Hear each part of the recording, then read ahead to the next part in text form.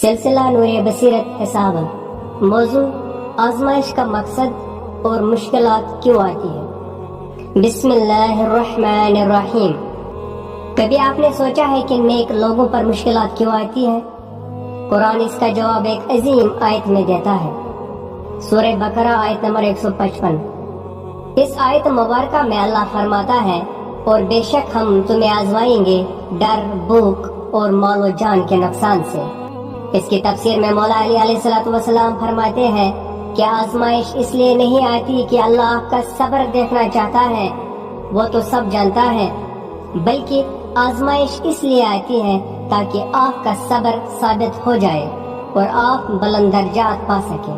حکمت اہل بیت علیہ السلام۔